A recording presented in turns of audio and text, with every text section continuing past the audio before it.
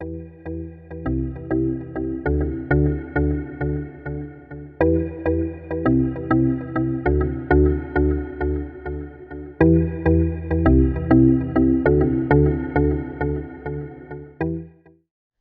dans le cadre du cours de didactique des disciplines d'éveil dispensé au niveau master en sciences de l'éducation à finalité spécialisée en enseignement et apprentissage scolaire à la FPSE de l'Université de Mons que Madame Bernadette Meren-Schumacher a donné une conférence sur la didactique de la géographie. Professeure ordinaire à l'Université de Liège, Madame Meren-Schumacher enseigne la géographie économique et la didactique de la géographie. Ses travaux de recherche ont toujours été à la frontière entre l'économie et la géographie. Parallèlement à ses activités de géographe, Madame Meren-Schumacher est responsable des activités du Centre de didactique supérieure de l'Académie Wallonie-Europe et membre de la FEGEPRO, une association de professeurs enseignant la géographie en Fédération Wallonie-Bruxelles, dont le but est de promouvoir l'enseignement de la géographie. Sans plus tarder, voici le film de sa conférence intitulée « Formation géographique, grands enjeux ». Oui, je vais dire bonjour à toutes et à tous. Voilà. Très heureuse de vous rencontrer. Futur master en pédagogie, c'est ça? Et vous avez au départ une formation soit d'instituteur, soit de AESI, c'est ça? Et quand c'est AESI, c'est géographie, histoire, sciences sociales? Langue germanique, vous? Oui. Et les autres? Maths. Très bien. Voilà, donc pour vous faciliter la tâche, d'autant plus qu'on est tard dans la journée, je sais ce que c'est, j'ai donné cours très longtemps, cours du soir, 2 à 3 fois par semaine, je sais ce que c'est de faire, aussi d'enseigner, mais surtout d'avoir des étudiants qui ont déjà travaillé, etc. pendant la journée. Donc j'ai proposé donc, à Natacha de photocopier le document, donc vous avez la même chose que moi, ça va donc, on pourra réagir, mais elle a proposé qu'on réagisse après, mais enfin, ou alors si vraiment vous avez une question très chaude, hein, on peut réagir pendant. Voilà. Donc j'ai tenté, parce que j'ai fait tout un temps à l'Université de Liège un cours pour les futurs licenciés en pédagogie, aussi sur géographie et sciences économiques que j'ai fait avec mon collègue d'histoire. On faisait discipline d'éveil pour les futurs pédagogues, donc je pense que c'est un peu le même genre que vous, etc. Bon, mais je n'ai pas fait tout à fait ce que je faisais là, parce que là, j'avais un cours de 20 heures, donc ici, j'avais 1h30, même pas. Donc, j'ai essayé de rassembler dans le document, si vous voulez, ce qui me semble être la substance moelle de ce que devrait être une formation géographique. Voilà, et ces grands enjeux. Sachant très bien, je ne suis pas toujours très optimiste, que la géographie n'est pas nécessairement la discipline la plus aimée. Les enquêtes le montrent, je ne sais pas si... Je vais vous demander qui aime la géographie ici, voilà, qui aime la géographie, et qui n'aime pas la géographie du tout. Mais oui, mais il ne faut pas avoir peur, parce que quand on fait les enquêtes, chez nous en premier bac, en faculté des sciences par exemple, c'est la discipline la moins aimée. Donc, pour vous dire que ça pose quand même parfois quelques problèmes. Et moi par contre, je trouve que c'est une discipline merveilleuse, puisque c'est celle de mon existence, voilà. Donc, et je vais essayer de vous montrer qu'il y a beaucoup, on peut éprouver beaucoup de plaisir à apprendre la géographie et surtout que ça a une grande utilité. Voilà, donc c'est un peu ce que je vais essayer de faire avec vous. Alors, donc, on va réfléchir, qu'est-ce que ça signifie donner à nos futurs élèves de l'école élémentaire ou du premier cycle du secondaire, qu'est-ce que ça signifie leur donner une formation géographique? Je ne dis pas des cours de géographie, je dis une formation géographique. Quelles sont les spécificités de cette formation par rapport à une formation en histoire, en sciences, en tout ce que vous voulez? Bien sûr, en maths, ce sont des branches beaucoup plus nobles, ou les langues, mais enfin, prenons les autres disciplines qui sont généralement des disciplines considérées comme l'éveil. Alors, je ne vais pas aborder les aspects pédagogiques, sachant que vous êtes des spécialistes de ces aspects-là, donc je vais plutôt parler, moi, de ce qu'on appelle la didactique d'une discipline, plus que de la pédagogie. Okay. Et j'ai tenté de limiter, je m'étais dit, avec tous les donc 20 à 22 dias, parce qu'il y a aussi les titres, hein, donc pas plus que ça, donc je m'étais forcé à tout mettre dans un petit nombre de diapositives. Voilà, alors 5 points. Pourquoi apprend-on la géographie? Je ne vais pas refaire un historique, pourquoi un jour les gouvernements ont décidé qu'il y aurait un cours de géographie obligatoire. On peut en parler, mais bon, il y avait des raisons... notamment de citoyenneté nationale, hein, c'était de faire en sorte que les gens connaissent le pays dans lequel ils vivent. C'était ça l'idée au départ, hein, quand on a rendu la géographie obligatoire, et l'histoire, bien sûr, par le passé, c'était rendre de nouveau l'obligation aux personnes, enfin, tenter que les personnes se sentent des Français, des Belges ou tout ce que vous voulez. Deuxièmement, la géographie auquel vous allez être confronté, c'est une géographie qui a beaucoup changé, à la fois au niveau de sa production scientifique, mais ce n'est pas tellement de ça que je vais parler, ça va de soi, mais aussi de ce qui est enseigné dans les cours. Enfin, moi, je connais un peu l'enseignement primaire, même si je dois vous avouer qu'au départ, je suis institutrice, donc j'ai quand même fait un jour l'école normale, comme on disait de mon temps, mais j'ai surtout pratiqué la didactique de l'enseignement secondaire inférieur et surtout secondaire supérieur. Et puis après, la didactique de l'enseignement universitaire. Donc j'ai un petit peu tout fait. Mais j'accompagne dans le cas du CAPAS, donc j'accompagne notamment donc, tous les géographes à Liège, et j'ai accompagné l'année passée 2 personnes qui enseignaient au maternel, ce qui a été un grand défi pour moi, c'est d'accompagner des personnes du maternel. Primaire, ça allait encore, secondaire, ça allait encore beaucoup mieux, mais le maternel, c'était beaucoup plus difficile. Alors, je pense qu'une discipline, et quand je suis entrée, j'ai vu au tableau le mot concept, je pense que toute discipline s'organise autour de certains concepts. Alors, quels sont les concepts de la géographie? Toute ma vie, j'ai cherché. Bon, comme j'ai un certain âge, voilà. Bon, je pense peut-être avoir trouvé, et vous allez voir que pour moi, il y a un très petit nombre de concepts, qui sont des concepts un peu noyaux, comme dit Mérieux, des concepts vraiment clés. Quels outils maintenant pour travailler cette formation géographique? Et puis, un essai de bilan pour terminer. Ça va? Bon, premier temps, pourquoi apprend-on la géographie? Moi, je crois qu'il y a 4 finalités essentielles dans un enseignement de géographie. Acquérir une connaissance de base de l'ici, ici et ailleurs. Toute personne vit dans un milieu, hein, Charleroi, Mons, tout ce que vous voulez, etc.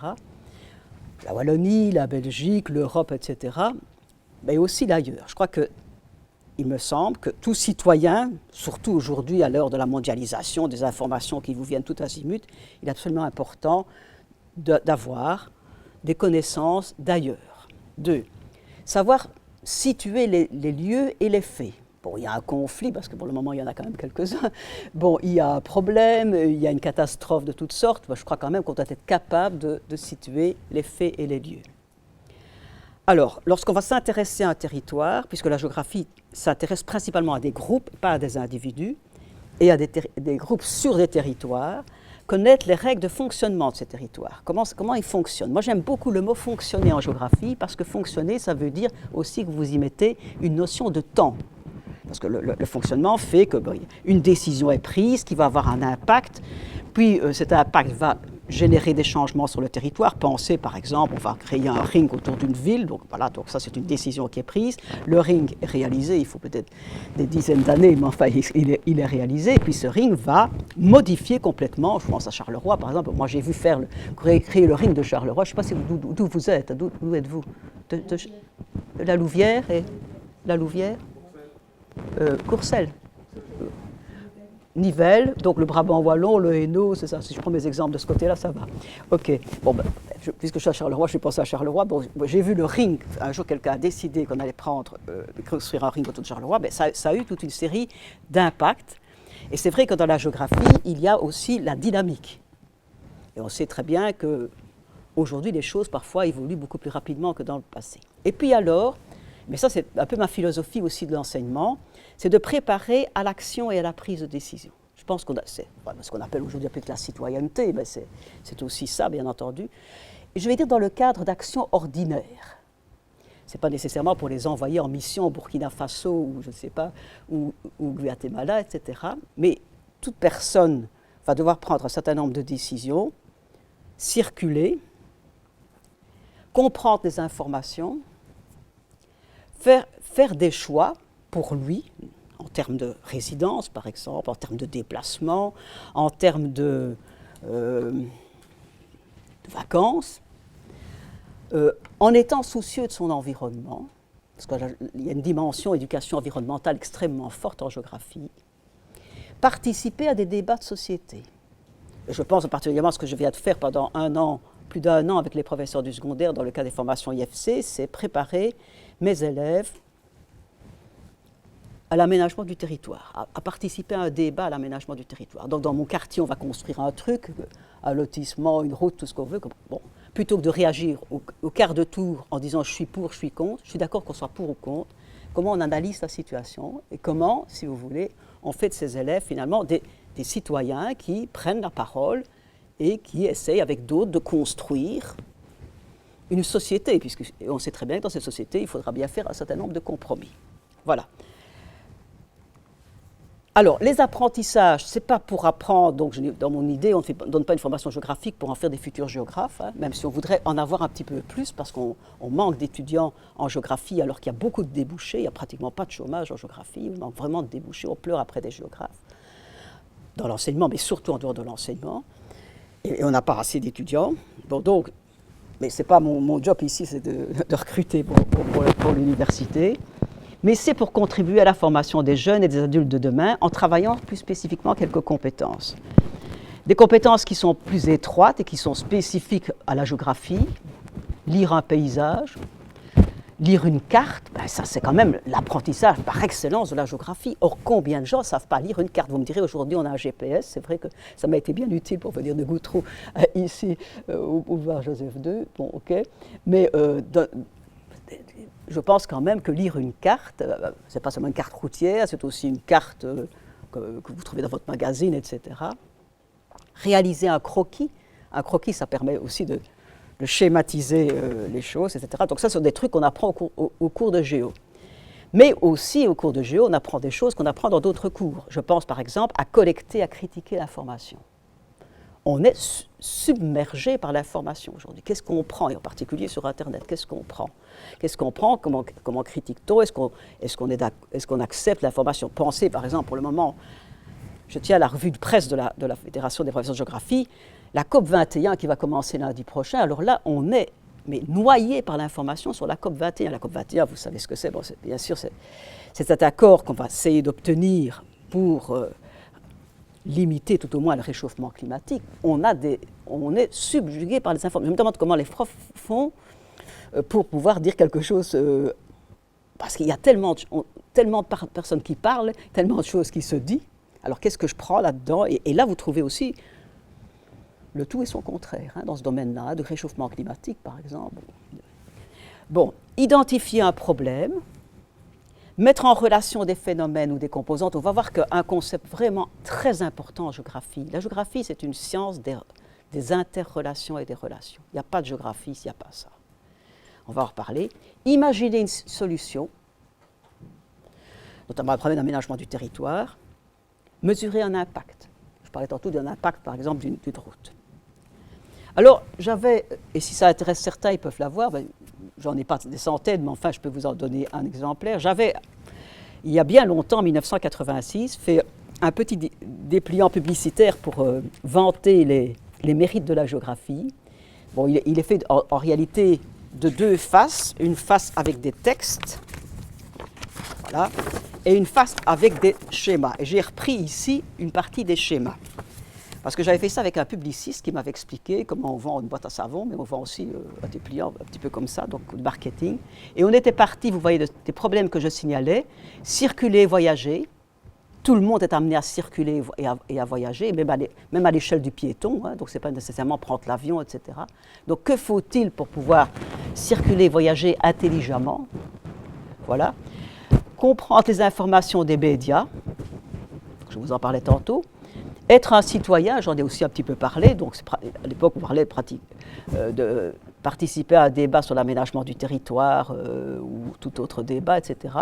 Et j'avais pris aussi à l'époque s'interroger sur le temps qu'il fait. S'il y a bien une question, je crois, quand on fait des enquêtes, c'est que les gens se demandent toujours le matin, quel temps va-t-il faire? Est-ce que je prends mon parapluie? Est-ce que je mets mon imperméable, etc. Bon, donc là aussi, lire un bulletin météo, c'est fondamental et c'est aussi un apprentissage qu'on fait d'ailleurs en 3e, 4e primaire. Voilà, donc tout ça, ce sont des choses au quotidien que le cours ou la formation géographique tout au moins va permettre de travailler en prenant des ressources, des données, en travaillant d'un point de vue méthodologique pour finalement aboutir à des résultats. Donc ça me semble être vraiment l'objectif premier d'une formation pour les enfants de 12 ans, disons jusqu'au socle de base. Enfin, il me semble vraiment on est tout à fait là au cœur du dispositif. Une géographie qui a beaucoup changé. Bon. Ce qui a beaucoup changé en géographie, c'est d'abord les outils et les méthodes.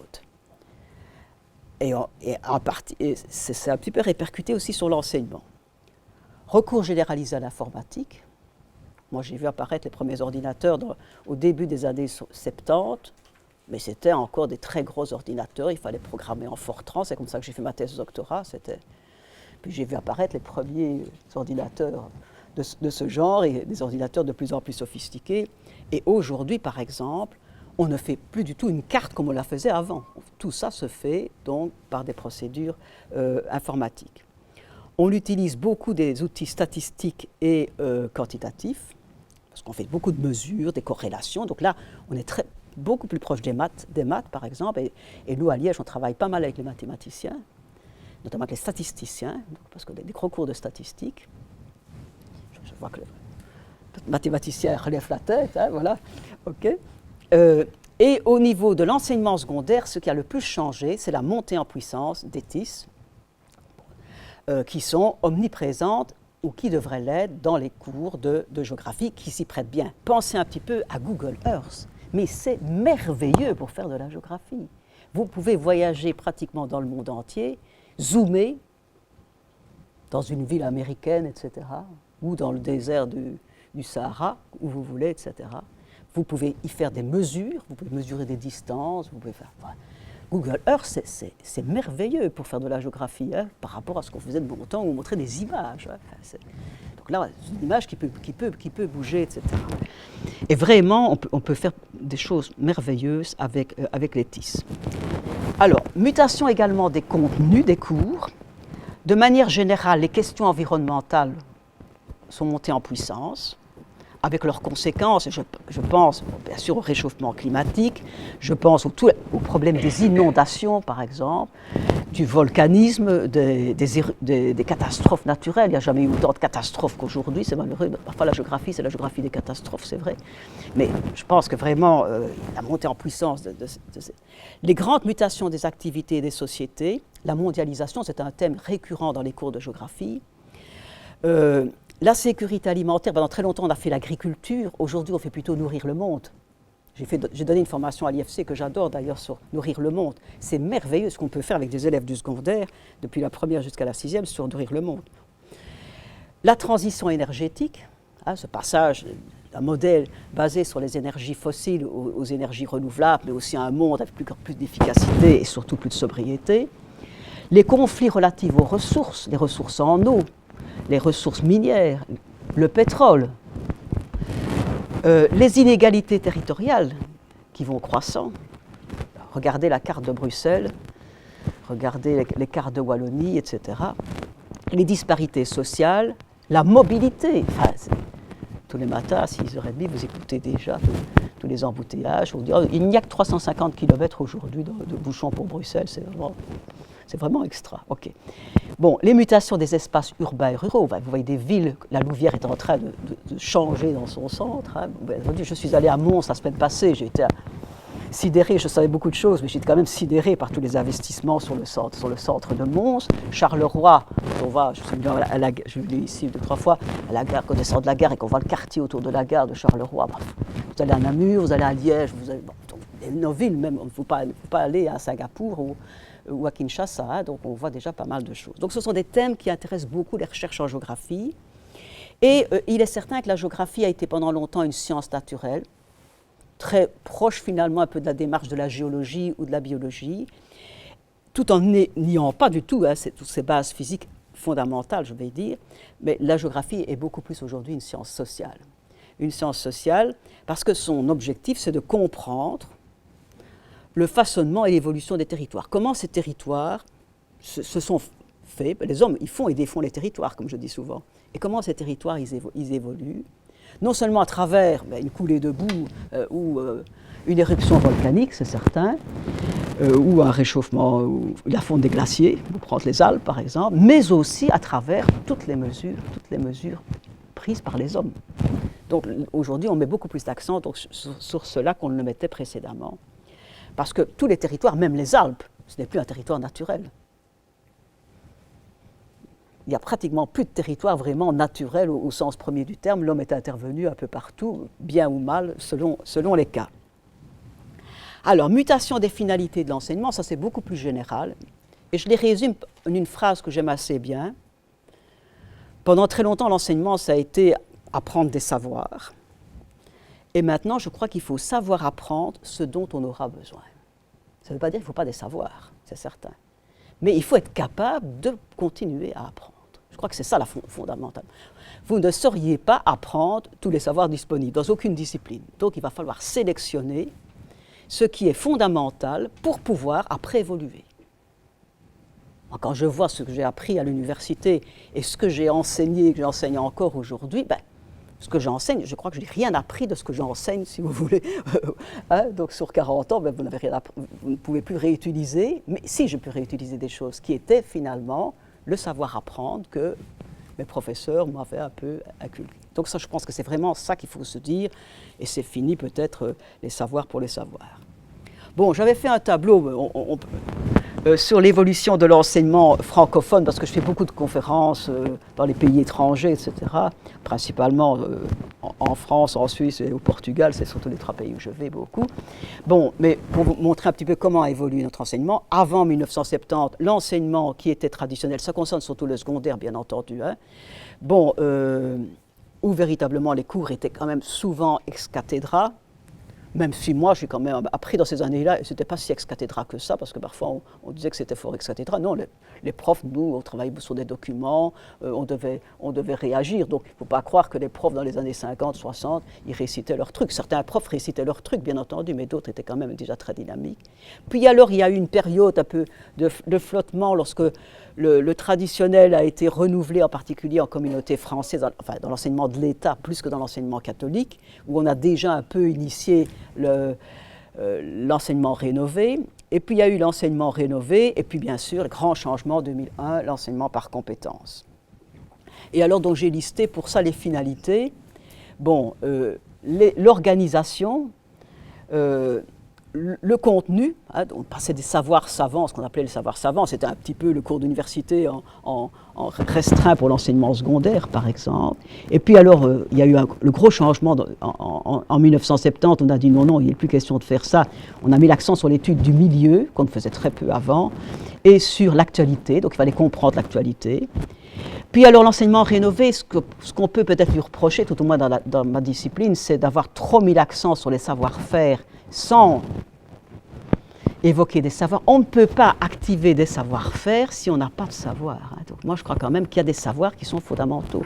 Par exemple, la carte, l'échelle d'une carte, comment on fait une carte. Je dis, si vous ne savez pas, vous allez leur donner une carte à analyser. Bon. Si vous n'aurez pas appris comment on fait un schéma fléché, si vous n'aurez pas appris comment on fait un croquis cartographique, bon, donc il y a des savoirs. Et puis il y a des savoirs plus fondamentaux. Si vous ne savez pas ce que c'est, je ne sais pas moi, dans la mondialisation, on ne peut pas, enfin ça je crois que c'est une erreur pédagogique, c'est de croire que les gens vont redécouvrir tous les savoirs. C'est impossible de redécouvrir le tout. On ne peut pas demander à un élève qui a 12 ans de redécouvrir les savoirs que des générations entières ont construits. Donc il y a des choses à donner, des choses que les élèves doivent apprendre avant de pouvoir les utiliser. Mais la question, c'est de savoir qu'est-ce qu'on leur donne. Ce n'est pas des machins récités par cœur, etc. C'est des éléments vraiment fondamentaux. Et là-dedans, il y a les concepts pour moi. OK, donc on peut revenir à ce tableau-là, mais enfin vous l'avez, donc je pense que il vaut pour toutes les disciplines, à peu près. Mais je l'ai construit pour la géographie. Alors, j'en viens à mes concepts. Pourquoi est-ce que beaucoup de disciplines disent ce qui est fondamental, ce sont les concepts? Parce que les concepts, ce sont les produits majeurs d'une science. Toute science n'existe que si elle a des concepts. Alors, vous prenez le mot science au sens large et pas science au sens restreint de la faculté des sciences, etc.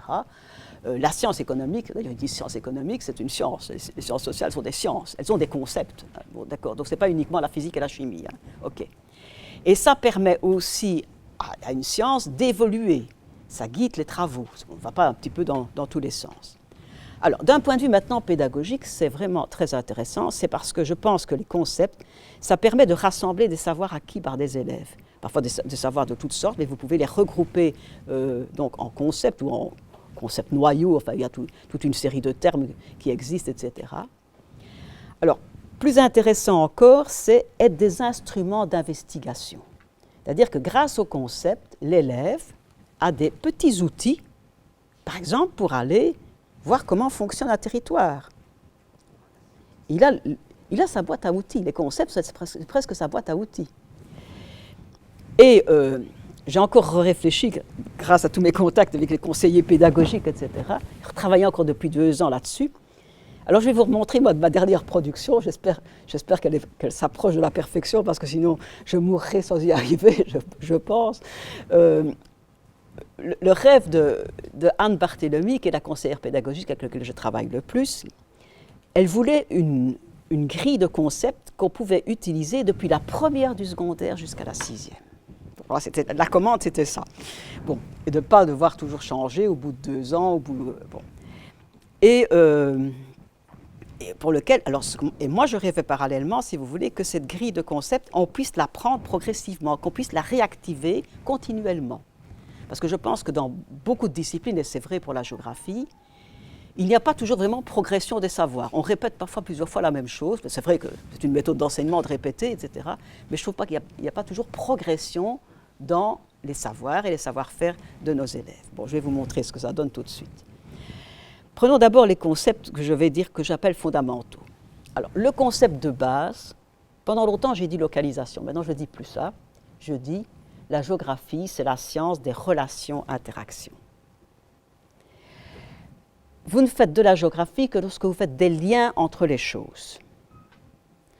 Vous allez lier un cours d'eau avec l'habitat, vous allez lier un sol avec une production agricole, sans bien sûr tomber dans un déterminisme outrancier.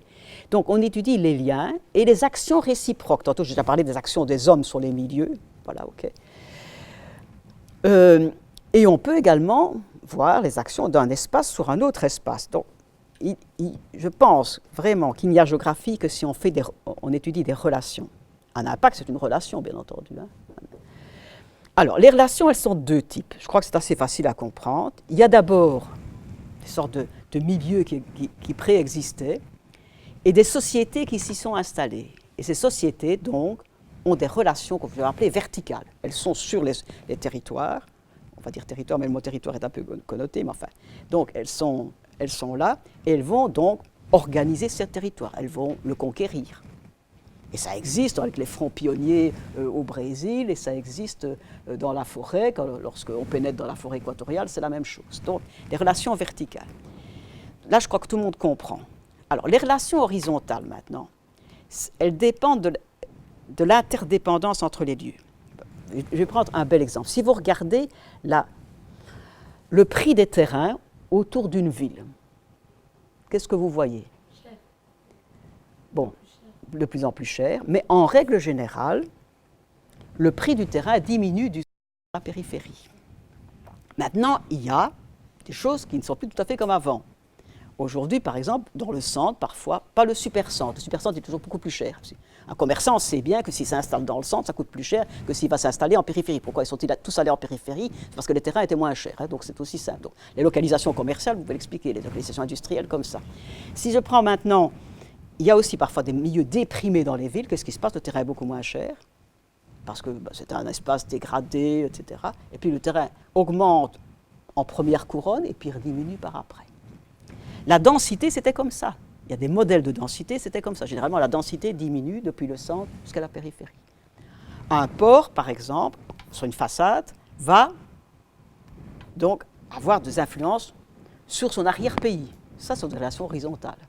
Ce n'est pas la relation avec le milieu, parce que peu importe que ce soit un polder, que ce soit du sable, que ce soit du grès, etc. Vous voyez? Donc, il y a à la fois des relations verticales et des relations horizontales. Alors, ce qu'on appelle les territoires, et dans l'enseignement secondaire catholique, on dit même les territoires-sociétés. C'est le terme qu'ils ont inventé. Eh bien, les territoires, ce sont justement ces produits, ces résultats de ces relations-interactions. Et le mot territoire, je ne sais pas si vous savez, mais il vient d'éthologie.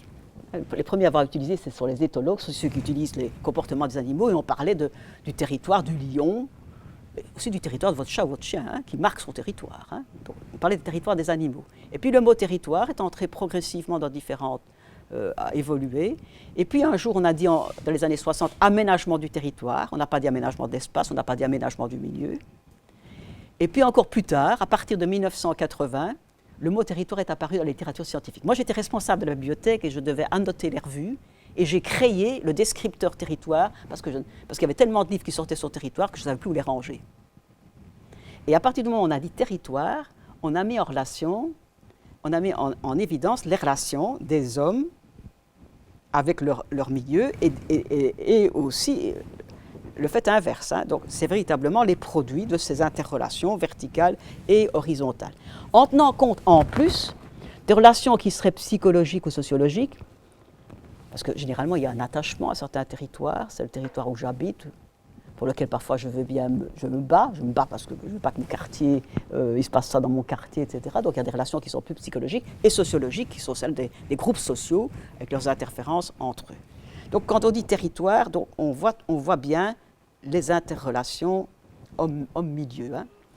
Alors que espace, c'était plutôt un peu dans l'absolu, ça ressemblait plus à un espace mathématique, si on veut, et milieu, alors c'était ce qui était vraiment proche de vous. Hein. Donc c'était les mots qu'on avait utilisés avant. Alors ça, c'est le concept fondamental, le premier. Le deuxième, c'est l'échelle. L'échelle, c'est le niveau spatial d'observation d'analyse. Donc je peux regarder une rue, un îlot, un quartier, une ville, une région, un pays, bon. Et il est certain que selon l'échelle à laquelle je travaille, je vais voir des choses différentes. Et c'est ça qui est intéressant avec Google Earth. Parce que vous faites un zoom, vous descendez sur la région, puis il y a des choses que vous ne voyez pas au départ, que vous allez voir. Un peu comme quand vous cherchez sur Google votre adresse, l'adresse de quelque chose. Hein. À ce moment-là, vous ne voyez plus les rues, vous ne voyez plus que les grandes artères, etc. Donc, selon l'échelle, on voit certaines choses. Et selon les échelles, on explique certaines choses. Donc, c'est extrêmement important de savoir à quelle échelle faut-il travailler. Si on reste toujours à l'échelle locale, on ne voit que certaines choses. Et on ne peut pas tout comprendre. On ne peut pas comprendre un quartier de Charleroi en regardant que ce quartier-là. Il faut le replacer dans la ville.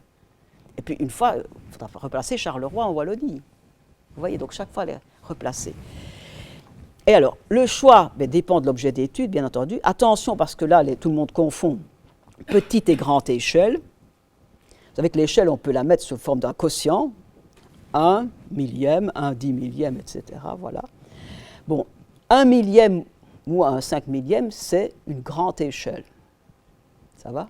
Tandis qu'un 100 millième ou un 200 millième, c'est une petite échelle. Alors, tout le monde confond. Bon, alors moi, je dis à l'échelle micro, à l'échelle méso et à l'échelle macro. Ça, personne ne confond. Je travaille à l'échelle micro, je travaille à l'échelle d'un quartier, d'une rue, et je travaille à l'échelle macro, je travaille peut-être à l'échelle d'un territoire. Bon, alors, ce qui est très intéressant, c'est de changer d'échelle pour comprendre un processus. Et je vais vous mettre un petit exemple qui vient d'un bouquin très bien fait de Mme Gérin-Gratalou, et qui expliquait, voilà, je m'intéresse à une plantation en Côte d'Ivoire, une plantation de cacao. Votre batterie est faible, donc il faudrait peut-être remettre le courant. Ce n'est pas la mienne parce que...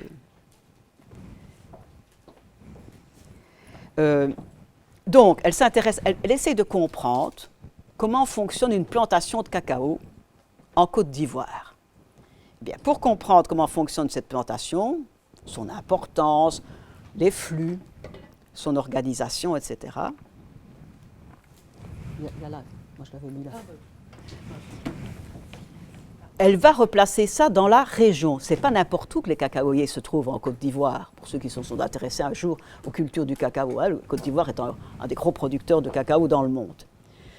Troisièmement, la plantation, elle est en Côte d'Ivoire. La Côte d'Ivoire a toujours eu une politique particulière vis-à-vis du cacao, a des organisations particulières, qui expliquent aussi l'essor des cacaoyers en Côte d'Ivoire.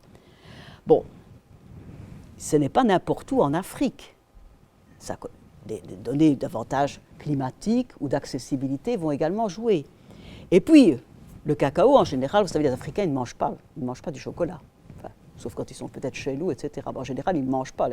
Donc le cacao est pratiquement essentiellement exporté. Et vous ne pouvez comprendre, finalement, le succès ou le non-succès du cacao dans la plantation que si vous regardez le marché mondial. Donc vous voyez, en changeant d'échelle, parfois, on ne sait pas le faire à toutes ces échelles-là, mais on peut le faire parfois à 2 ou 3 échelles. Un quartier dans la ville, dans la région, par exemple. Hein. Donc ça, c'est assez facile. Troisième concept, bon, celui que je pensais qui était le plus important au départ, localisation, et avec localisation, il y a tout de suite distance. Alors, il faut bien séparer la localisation, ça c'est les coordonnées géographiques. Je ne sais pas si c'est très utile, parce que vous connaissez les coordonnées géographiques de Bruxelles ou de Charleroi, 42 degrés de latitude nord, autant de degrés de longitude. Bon, je ne sais pas à quoi ça sert, comme dirait l'autre. Hein. Par contre, ce qui est très intéressant, c'est la situation géographique. Charleroi est au sud-est de Bruxelles, une soixantaine de kilomètres, ce qui a permis à l'aéroport de Charleroi d'être Bruxelles South. Puisque quand on ne sait pas atterrir à Bruxelles, parce qu'il y a beaucoup de brouillard à Bruxelles dans la zone de Zaventem, les avions sont détournés sur Charleroi. Et ça permet aussi à Charleroi de capter la clientèle de Bruxelles, notamment avec ses vols low cost. Donc la situation géographique de Charleroi est très importante. Si Namur a été capitale régionale de la Wallonie, c'est à cause de sa situation géographique, presque au centre de la région. Petite ville qui n'inquiétait pas trop les plus grandes aussi, mais d'abord parce qu'elle était bien située. Donc ça, c'est la situation géographique. Donc c'est la position relative. Vous pouvez mettre des kilomètres, comme je l'ai dit, 60 kilomètres. Vous pouvez mettre du temps, il faut 1 heure. Vous pouvez y mettre aussi des coûts. Hein, pour des gens qui transportent des marchandises, c'est plutôt des coûts, etc. Et il y a même des distances qui sont réelles, ça les kilomètres c'est des réels, mais aussi les distances perçues. Il y a des choses qui vous semblent longues, alors que vous faites 100 km, et d'autres qui vous semblent beaucoup plus courtes. Ou pour un piéton, passer le long d'un mur d'une vieille usine, ou passer dans le piétonnier, on a fait pas mal d'enquêtes comme ça, et on voit les gens, disent c'est 600 mètres, mais c'est très court. Ah non, c'est très long pour aller garer sa voiture, parce qu'il passe le long du mur de la prison. Donc c'est les distances perçues, etc.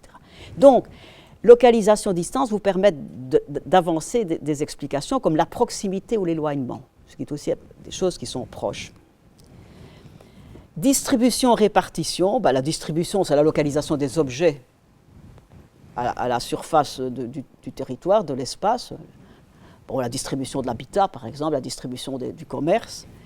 Leur répartition, c'est plutôt comment ils sont agencés. Ah oui, le commerce est organisé en pôles, et puis les pôles sont principalement dans tel endroit, etc. Et là, on arrive aux notions très courantes en géographie de densité, avec toutes les difficultés de la densité, puisqu'on rapporte un espace et qu'on suppose que c'est homogène.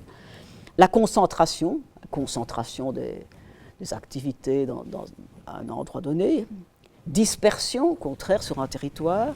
Spécialisation, ah oui, c'est un quartier commercial, c'est un quartier industriel, etc. Ségrégation, et tous les problèmes aujourd'hui de ségrégation sociale, bien évoqués pour Molenbeek, par exemple. Et tout Molenbeek, ce n'est pas le Molenbeek qui apparaît à la télévision. Il y a 2 Molenbeek totalement distincts, hein, si vous regardez la répartition de la population sur Molenbeek, par exemple. Alors, différenciation, régionalisation. La différenciation, c'est la mise en évidence des différences dans les distributions ou les répartitions. Je me dis, la répartition, par exemple, je ne sais pas moi, de l'agriculture en SB, ce n'est pas la même chose qu'au Condro, pour prendre quelque chose de tout simple. Et puis alors on arrive à la régionalisation, où on met en évidence alors des sous-ensembles qui paraissent plus ou moins homogènes par rapport à leurs proches. C'est comme ça qu'on a découpé les pays en régions. Hein, l'Ardenne, le Condro, la Flandre, voilà. La Flandre géographique, pas la Flandre politique. Autre concept, les dynamiques spatiales, changement en permanence. Là, on rejoint les historiens, bien entendu. Mais la manière de faire de l'histoire, à mon sens, est totalement différente de la manière de faire de la géographie. D'abord, l'histoire travaille sur des temps beaucoup plus longs que les géographes. Mais le géographe, il actionne l'histoire que si elle permet de comprendre le présent. Donc le géographe commence toujours par le présent. Alors que l'historien peut très bien commencer l'évolution du monde depuis 1945. Et ça a du sens pour un historien. Mais nous, ça n'a pas de sens. Si je vois les États-Unis, c'est les États-Unis d'aujourd'hui. Pourquoi ils sont comme ça? Alors je vais remonter dans le passé pour l'expliquer. Pourquoi est-ce que la population du Brésil est essentiellement concentrée le long des côtes? Je dois faire appel au passé. Et souvent, je dois faire appel au passé en géographie, on est d'accord. Et souvent, j'étudie des phénomènes. Et d'ailleurs, il y a beaucoup de termes qui le disent. Tous les termes qui sont en sion le disent. Lorsque je parle de désertification, ça veut dire qu'avant, ce n'était pas un désert. Lorsque je parle d'urbanisation, ça veut dire que le territoire, il n'était pas urbanisé avant. Lorsque je parle de désindustrialisation, ça veut dire qu'il y avait des industries avant. Donc là, automatiquement, je prends en compte les dynamiques spatiales. Alors, structure, bon là c'est l'agencement des composants dans un espace donné, et en fait, un brillant collègue français qui s'appelle Roger Brunet a montré que finalement, il y a 3 grands types de structures dans le monde entier. Des structures qui sont en auréole ou en bande. Toutes les villes du monde, c'est pratiquement des cercles ou des demi-cercles. Toutes les villes du monde. J'ai fait travailler mes étudiants sur 90 villes différentes du monde. On était sidérés de voir les mêmes processus. Bien sûr, les plans ne sont pas les mêmes, mais toutes les villes sont nées autour d'un centre, et progressivement, il y a eu des auréoles successives. Maintenant, c'est parfois des demi-cercles. Quand on est le long de la mer, bien sûr, c'est un demi-cercle. Ou le long d'un fleuve, vous avez 2 demi-cercles qui sont accolés, qui n'ont pas nécessairement les mêmes surfaces. Voilà, des surfaces en auréole. Des bandes, c'est toutes les bandes, toutes les voies, notamment qui entraînent l'urbanisation, toutes les pénétrantes, etc. Donc ces formes qu'on retrouve partout, vous allez au Brésil, vous allez en Australie, etc. Partout, il y a des vides et des pleins. Même à une échelle plus micro. Vous avez des espaces presque vides. On vient de repérer pour le ministre 398 espaces de 5 hectares au moins qui pourraient servir à accueillir les quartiers nouveaux, qui étaient des vides dans les espaces urbanisés des villes. Donc voilà, les chercheurs en ont trouvé 398 pour la Wallonie. Et il a lancé un appel à projet pour en retenir 12, la semaine passée. Des dissymétries. C'est très typique dans les îles, par exemple. L'ouest n'égale pas l'est. Dans beaucoup de pays, l'ouest n'égale pas l'est, ou le nord n'égale pas le sud. Il y a beaucoup de dissymétries, même dans une ville, etc. La rive droite d'Anvers, ce n'est pas la rive gauche d'Anvers. Bruxelles-Ouest et Bruxelles-Est, c'est 2 mondes différents. D'ailleurs, un célèbre physicien qui est Prigogine a créé un modèle de la ville de Bruxelles, étant frappé, si vous voulez, par justement les dissymétries dans cette ville. Vous voyez des fois des physiciens qui s'intéressent à la géo, vous voyez, ça arrive. Le paysage. Dans l'enseignement, je pense, primaire, on s'intéresse beaucoup, notamment en 5e, je pense, 5e, 6e, etc., aussi dans le début du secondaire, etc. Alors le paysage, c'est une portion limitée de l'espace terrestre qu'on va représenter et surtout qu'on va observer. Et derrière un paysage, il y a un observateur. Parce que même si on vous donne une image d'un paysage, il y a quelqu'un qui l'a photographié. C'est parfois intéressant de se demander pourquoi est-ce qu'il a pris telle photo. Parce que la photo n'est pas neutre, etc. Et dans un paysage, on ne voit que ce qui est visible. Par exemple, on voit la ligne TGV, mais on ne voit pas nécessairement le TGV qui traverse la région. Sauf si on prend la photo au moment où le TGV passe. On voit l'autoroute, mais on ne voit pas nécessairement les voitures sur l'autoroute. Et on ne voit pas, tous les flux financiers, ça ne se voit pas, alors qu'ils sont parfois extrêmement importants. Et un paysage généralement interprété d'abord par l'observateur, qui avait d'ailleurs une idée préconçue. Le nombre de collègues qui m'ont demandé, allemands en particulier, donnez-moi une image de la Wallonie pour les manuels scolaires, et ils me disaient, je voudrais bien une tour de chevalement d'un charbonnage qui est tombé, quelques ruines, etc., parce que c'était l'image qu'il avait de la Wallonie, et il voulait montrer que la Wallonie, c'était une région désindustrialisée, une vieille industrialisation, etc. J'ai répondu, écoutez, chers collègues, je n'ai plus cette image-là, mais j'ai des très beaux parcs d'activités. Il n'était vraiment pas content. Et encore, on a regardé la semaine passée le dernier manuel qui vient de sortir dans une maison d'édition flamande, image de la Wallonie, une friche industrielle digne de ce nom.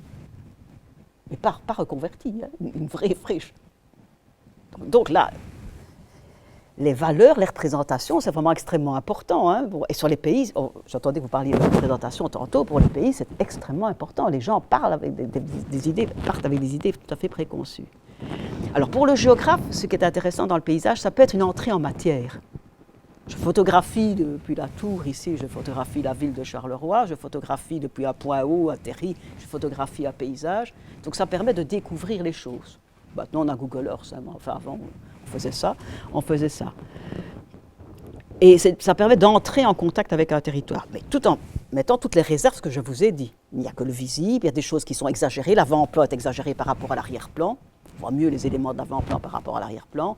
Ça dépend si c'est une photo verticale, si c'est une photo oblique, etc. Donc il y a vraiment tous ces problèmes qu'il faut prendre en compte.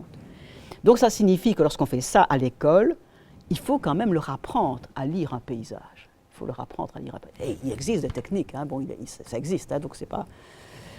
Et puis alors il y a valeur et représentation. Et c'est là peut-être que la nouvelle géographie a mis l'accent par rapport à la vieille géographie, qui s'imaginait scientifique, si vous voulez. Mais il y a des valeurs de représentation dans toutes les disciplines, même dans les disciplines scientifiques dures, je pense. Donc les représentations, ce sont les images que l'on se fait de la réalité. Et qui reposent sur quoi? Sur nos expériences personnelles, sur ce qu'on nous a dit, ce que vous avez entendu. Influencées aussi par nos groupes d'appartenance. Interroger dans une classe des élèves qui sont des réfugiés, bon, image qu'ils avaient de la Belgique peut-être, bon, des enfants qui viennent de milieux plus populaires, etc., n'ont pas du tout la même image des choses, les mêmes perceptions des choses, etc. Donc c'est extrêmement important. Et c'est parfois un frein aux apprentissages, les représentations que l'on a. Et alors, même si on va sur des pays, hein, quelle est l'image que vous faites du Japon? Comment vous représentez-vous le Japon ou les États-Unis? Des enquêtes ont été faites sur des élèves, notamment du secondaire inférieur, etc., avec tous leurs préjugés, si vous voulez, sur un pays, qui vont même parfois jusqu'à refuser d'apprendre le pays. Aller dans une classe, dans certaines classes à Bruxelles, enseigner Israël. D'autant plus que si vous prenez une carte, la carte, moi j'ai trouvé, la carte d'Israël égale la carte de la Palestine. Donc sur leur site, ils ont la même carte, le même territoire. Il y en a un qui appelle ça Israël et l'autre qui appelle ça Palestine. Parce qu'il faut savoir que les frontières, elles ne sont pas arrêtées partout. Hein. Bon, les valeurs, les idées ou les principes auxquels on tient, est souvent partagés de nouveau par les groupes auxquels... Par exemple, moi j'ai beaucoup travaillé tout un temps sur l'image, le rôle de l'image dans le cours. Mais dire que c'est beau ou laid, un beau paysage, c'est très marqué par la société dans laquelle on vit. Et vous verrez que quelqu'un dira que certaines choses sont belles alors que vous les trouverez laides. Parce que beau et laid, c'est pratiquement relatif. Hein. Et tout élève a des représentations mentales, comme tout professeur d'ailleurs. Attention, il n'y a pas que les élèves. Les professeurs aussi ont des représentations mentales. Mais ils ne veulent peut-être pas l'admettre, parce qu'eux, ils se croient des purs esprits. Surtout les professeurs d'université, peut-être, plus encore que les autres. Hein. Mais non, moi, mes collègues, ils ne veulent jamais admettre qu'ils ont des représentations mentales. Parce qu'ils ont l'air de dire, ah ouais, nous on est des scientifiques purs et durs, etc. Et les amis, c'est pas comme ça. C'est pas comme ça. On a tous des représentations mentales. On essaye peut-être de les dépasser. Il faut en être conscient. Si vous êtes de droite ou de gauche, vous allez prendre position peut-être totalement différente. Si vous êtes un peu plus écologiste, par exemple, sur les problèmes de la COP21, vous allez prendre des positions totalement différentes que si au contraire vous êtes, je vais dire, plus libéral de droite. Enfin voilà, donc il faut bien l'admettre. Moi j'admets.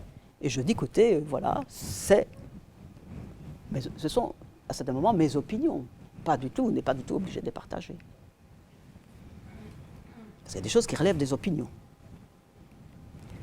Alors, voilà, je vais vous montrer, ça c'est l'explication, je vais vous montrer ce que j'ai construit. Moi, je ne sais pas si ça vous semblera.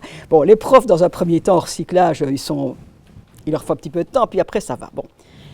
L'idée, c'est que tout territoire, société, pourrait se représenter par, ici, j'ai mis un carré, ça peut être un rectangle, tout ce que vous voulez, etc.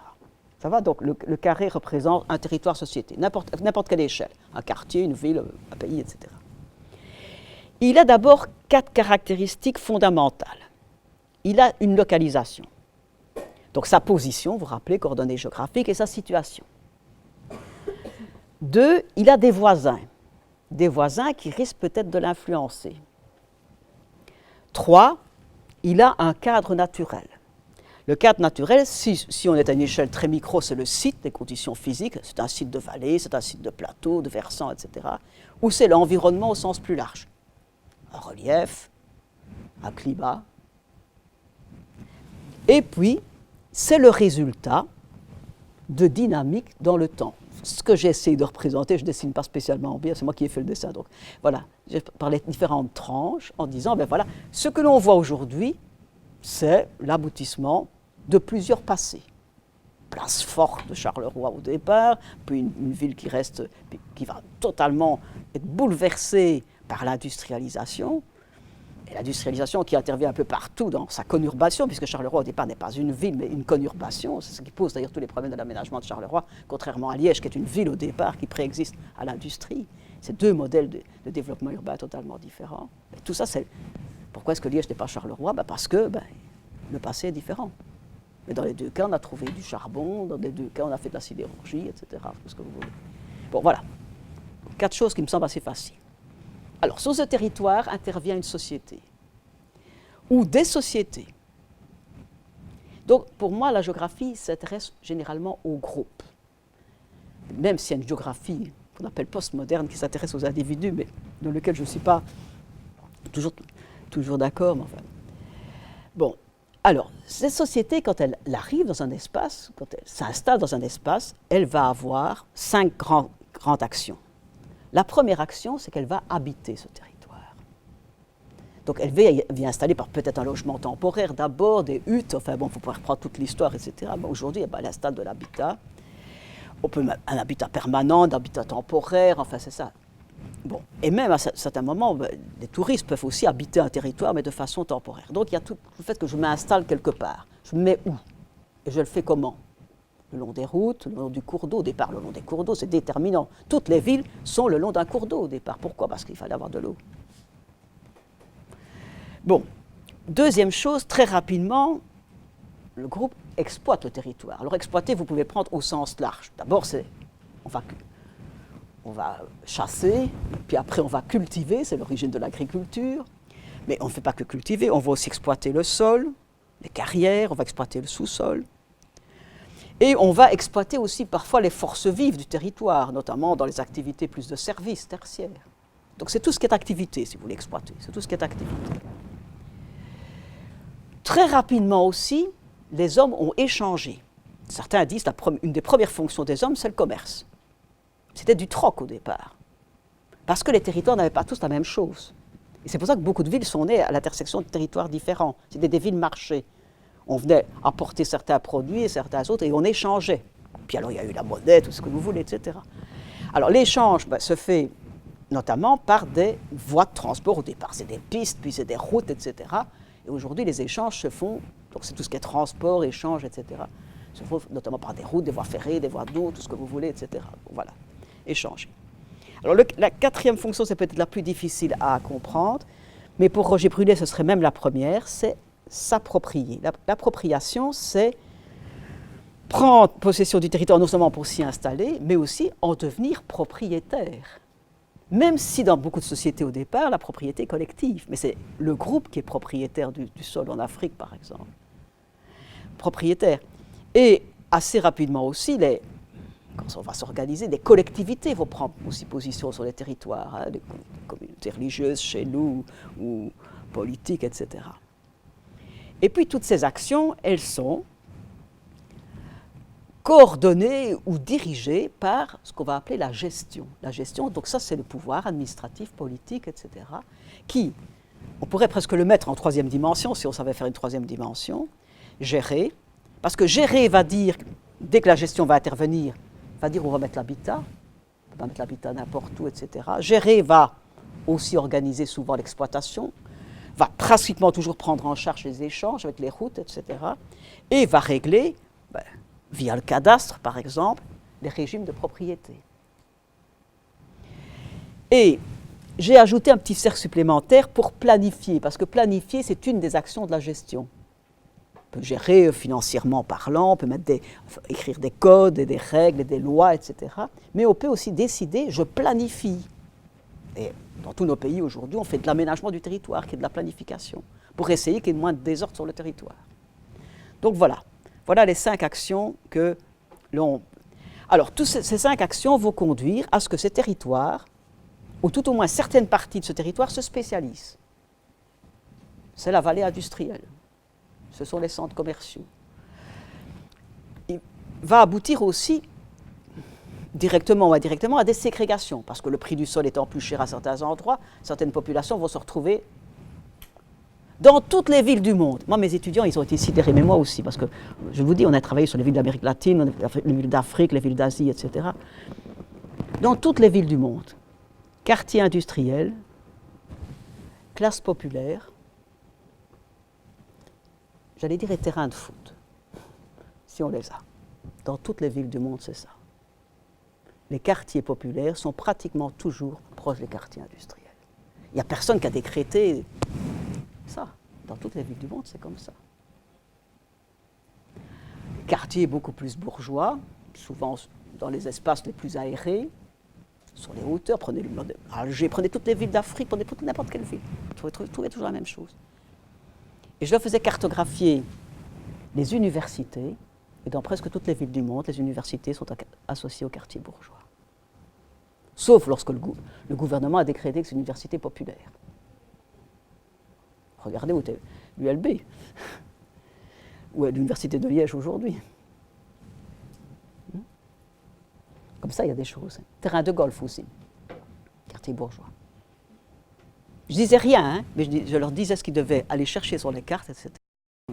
Mais moi aussi j'ai ça, mais moi aussi j'ai ça. Il y en a un qui était en Afrique, l'autre qui était en Amérique latine, etc.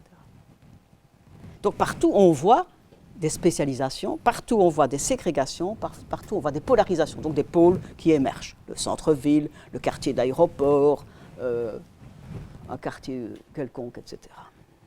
Voilà. Alors, en plus, il y a des flèches sur ce graphique. Les flèches dans les deux sens, ce sont les fameuses interactions-relations. Parce que tout ça est interrelié. Tout ça est interrelié.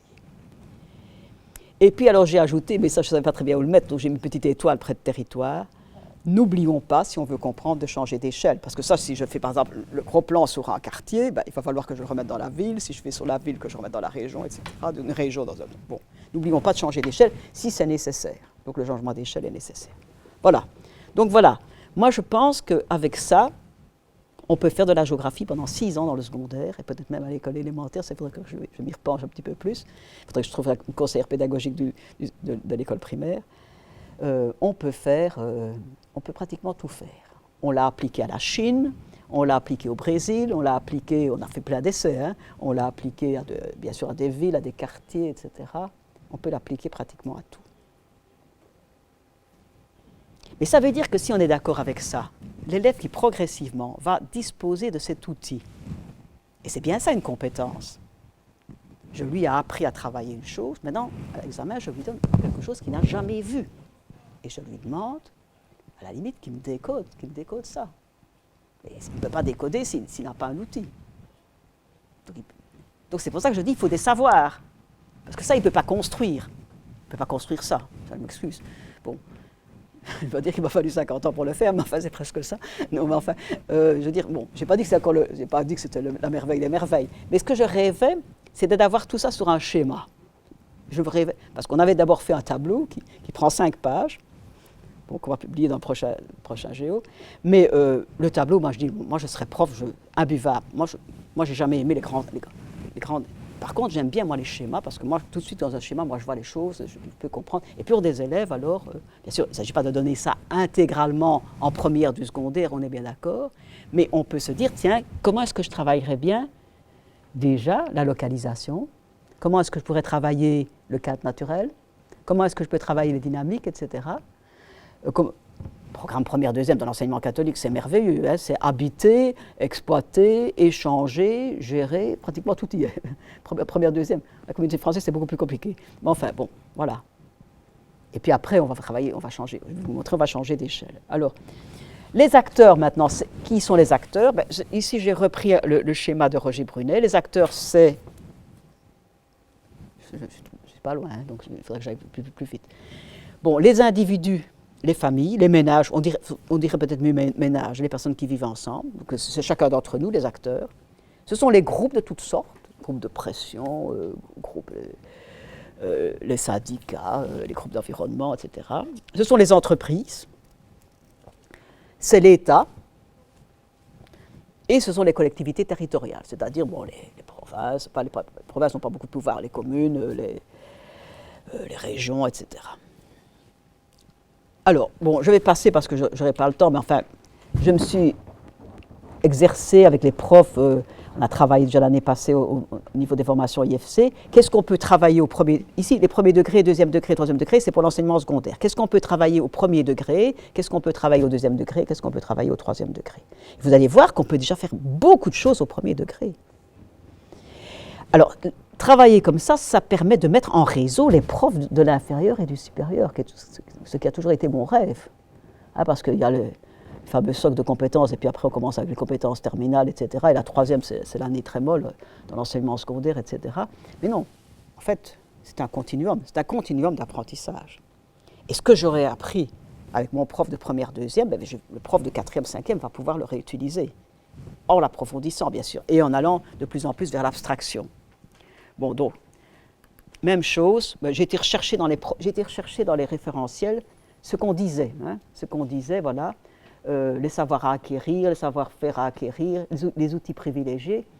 Et on voit donc vraiment que ça peut se mettre très très facilement en lien avec le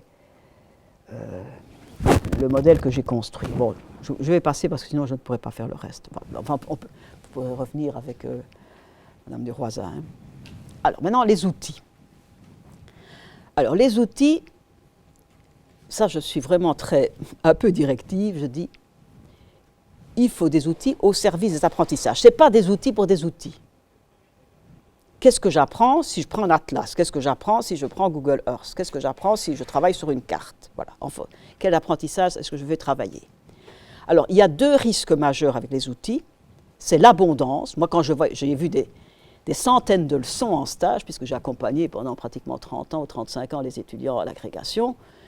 Bon, quand je voyais trop, je me dis, non, d'abord, peu mais bien. On ne va pas travailler 4 outils différents sur 50 minutes, c'est impossible. Donc l'abondance nuit, et la deuxième chose, c'est qu'on confond la fin et les moyens. La fameuse pyramide des âges, que j'ai toujours un petit peu dans les... Parce que je trouve que parfois on perd un temps fou à construire une pyramide des âges pour finalement rien en tirer. Alors que ce qui me semble peut-être important, c'est de savoir quelle est la part des jeunes adultes, des adultes plus âgés, des personnes âgées. Vous prenez 4 catégories et vous faites des rapports et vous en avez assez. Bon, et vous faites pour les hommes et pour les femmes, peut-être pour voir si c'est déséquilibré ou pas. Mais on passe un temps fou à faire cet histogramme. Bon, c'est peut-être un exercice, mais non, mais ça sert plus ou moins à rien. On n'en tire pratiquement rien. Hein. Bon, donc voilà. Donc, on confond la fin et les moyens. D'une pyramide déjà, ce qu'on veut essayer de comprendre, c'est la structure globale de parage d'une population. Alors, ça c'est très très petit, mais vous avez le document. Donc j'ai tenté pour chacun des outils, si vous voulez, de leur donner, ça a été toujours mon idée, il y a des usages privilégiés à chaque outil. Si je prends une photographie, qui est un outil classique au cours de géographie, qui existait depuis toujours, etc., c'est faire voir. Si je montre une photo, c'est pour faire voir. Ou pour analyser un paysage. Et j'ai chaque fois mis un exemple, si vous voulez, de ce qu'on pouvait faire avec. Si maintenant, j'ai beaucoup travaillé sur les dessins de presse, donc les caricatures, si vous voulez. Il y a des domaines très très amusants, hein, tout ne s'y prête pas. Hein. Mais par exemple, il est certain que la question de l'énergie, que j'ai beaucoup travaillé avec les profs dans les recyclages, ça on a des choses merveilleuses. Avec une image, on peut pratiquement construire sa leçon. Et notamment dans des classes professionnelles, par exemple, de qualifiants, c'est parfois extrêmement motivant. Donc ça suscite l'accroche. Il ne faut pas commencer à chaque cours un dessin de presse, hein, c'est toujours la même chose, il faut varier les plaisirs. Hein. Le questionnement et la réflexion sur une question d'actualité. Parce qu'il y a des gens qui arrivent vraiment bien à croquer l'affaire. Hein. Bon, l'énergie nucléaire, il y a des choses. Les agrocarburants, magnifique. Hein. Le réchauffement climatique, hein. Ce petit ours là qui dérive sur le petit îlot là de glace. Hein. Bon, les relations nord-sud, il y a plein de choses amusantes sur les relations nord-sud avec les dessins de presse. Les images satellitales, bon, on utilise de moins en moins puisque maintenant on a les globes virtuels, c'est certain. Les films et les vidéos, très intéressant parce qu'un film et une vidéo, ça va ajouter le mouvement. Donc vous ne prenez ça que si vous en avez besoin pour le mouvement. Si je veux voir une éruption volcanique, c'est intéressant peut-être d'avoir un film. D'autant plus qu'il y a encore le bruit en plus. Hein? Mais il y a parfois un film, c'est inutile. Je vais dire, vous pouvez montrer des images, etc. Les cartes, bien sûr, localiser et situer à différentes échelles, analyser des distributions. Le croquis, très intéressant. Moi, je pense que c'est fondamental de savoir faire un croquis cartographique, parce que ça permet finalement de schématiser. Schématisons l'organisation de Charleroi, schématisons l'organisation de la Belgique. Ne fût-ce que de mettre la frontière linguistique et Bruxelles, faites un peu l'exercice avec beaucoup de gens, ils vont faire couper Bruxelles par la frontière linguistique. Ils s'imaginent que la frontière linguistique coupe Bruxelles. Ils n'ont pas réalisé que Bruxelles, c'est un îlot en pays flamand. Donc que tout autour, c'est la Flandre. Moi, j'ai fait ça avec mes étudiants. Premier master en sciences économiques. La majorité ne savait pas mettre la frontière linguistique sur la Belgique, sur la carte de Belgique. Et ils s'imaginaient que ça coupait. Alors comment voulez-vous comprendre toute l'organisation et les problèmes sur Bruxelles? Bon, autre croquis, il y a des coupes, il y a des schémas, etc. Okay. Des tableaux, des diagrammes, là ça vous donne le chiffre, la valeur précise de la chose. Et le diagramme vous donne peut-être l'allure de la distribution, l'allure de l'évolution, etc. Des textes et articles de presse, ça apporte des témoignages et ça aide aux interprétations. Moi j'aime beaucoup la coupure de presse témoignage. Mais pas la coupure de presse qui est le cours du prof. Ça non. Alors, maintenant les TIS. Bon, récemment, j'ai pas mal travaillé sur les TIS. Je me suis même tapé une année de formation complémentaire, donc bon, si vous voulez. Enfin bon, c'était intéressant. Bon, et j'ai tenté, qu'est-ce qu'on pouvait faire grâce aux TIS qu'on ne pouvait pas faire avec le reste? C'est ça l'avantage. Bon. S'exercer à la recherche documentaire et à la critique des sources et des médias. Ce que je dis ici, à mon sens, ça va pour beaucoup de disciplines, vous savez. Bon, parce qu'apprendre à naviguer sur Internet, aller chercher des images, aller chercher des documents, aller chercher le bon témoignage, etc. Rechercher des données. Bon, ce n'est pas évident, même si les élèves ils vont tout le temps sur Internet, mais ils ne vont pas nécessairement chercher des informations. Hein. Découvrir et explorer le monde à différentes échelles. Donc ça, on peut le faire avec des images, des vidéos, Google Earth. Alors, il y a des liens, ils sont petits, tout ça, ce sont des liens qui fonctionnent normalement. Bon, voilà, donc Google Street est aussi extrêmement intéressant. Je ne sais pas si vous avez déjà utilisé Google Street, c'est aussi extrêmement intéressant parce que vous pouvez faire une promenade virtuelle dans la ville. Hein. Bon, c'est un peu le sujet en partie de la thèse de Madame Leroy, etc. Des logiciels de traitement d'images satellital, ça c'est un peu plus compliqué, etc. Par exemple, préparer une excursion avec Google Earth. Ou exploiter une excursion. On a même fait le tour du quartier, où on est allé voir, je ne sais pas moi, ce qu'on fait même parfois avec les premières maternelles, je vais dire. Voilà, donc on peut faire des choses comme ça. Il y a des voyages virtuels. Hein. Il y a un gars qui a fait ça merveilleusement bien, c'est Jean-Marc Kiner. Il a fait des voyages virtuels pour toutes les classes du secondaire, etc. Celui que j'ai adoré, c'était un porte-conteneur qui part d'un port chinois et qui vient donc décharger son conteneur à Rotterdam. Et chaque fois, il va décharger des conteneurs, il va recharger des conteneurs, etc. Vous faites le tour du monde, vous arrivez dans un port, et grâce à Google Earth, il a constitué des questionnaires d'enquête, etc. Et l'élève va découvrir, finalement, 2 ou 3 continents. Découvrir un phénomène ou un processus, ce sont toutes les images, vidéos, etc., les montages de diapositives. Les screencasts, vous avez utilisé parfois? Vous savez ce que c'est? Non, les screencasts, ce sont des diaporamas qui sont avec le son, sur lequel vous enregistrez un commentaire. Donc, si vous voulez, par exemple, travailler, les physiciens font ça beaucoup. C'est parmi les disciplines que j'ai vues, ce sont les physiciens qui le font le plus. Par exemple, les élèves n'arrivent pas à comprendre la loi de X ou d'Y, etc. Donc, le prof met le PowerPoint avec le processus, etc. Et il enregistre parallèlement sa voix. Et donc, l'élève peut, le soir, ça dure 1 minute et demie, 2 minutes, et ça ne dure pas 25 minutes, bien entendu, il peut réentendre l'explication du prof. Ça peut se faire en mathématiques, tout à fait.